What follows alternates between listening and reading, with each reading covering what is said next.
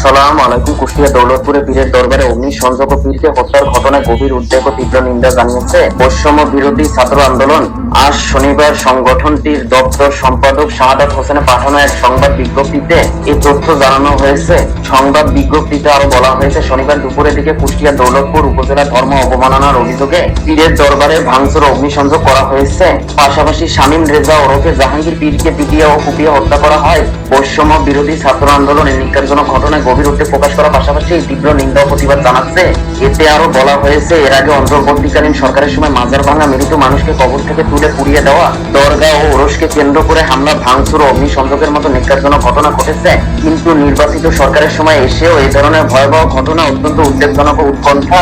মনে রাখতে হবে, জুলাই ছাত্র জনতার অভ্যুত্থানের প্রধান আকাঙ্ক্ষা ছিল অন্তর্ভুক্তিমূলক বাংলাদেশ প্রতিষ্ঠা, যেখানে দল, মত, ধর্ম, ধর্মীয় ধারা, উপধারা, জাতি ও শ্রেণী নির্বিশেষে সব নাগরিকের সমান অধিকার থাকবে। সংবাদ বিজ্ঞপ্তিতে আরো বলা হয়েছে, বৈষম্য বিরোধী ছাত্র আন্দোলন মনে করে এই ঘটনা অবশ্য নির্বাচিত বিএনপি সরকারের ধারাবাহিক ব্যর্থতারই বহিঃপ্রকাশ।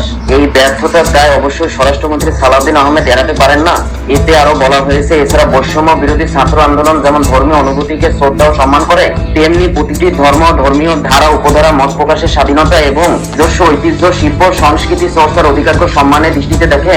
তবে ধর্মীয় অনুভূতিতে আঘাত করা নিঃসন্দেহে নিন্দনীয় ও শাস্তিযোগ্য অপরাধ।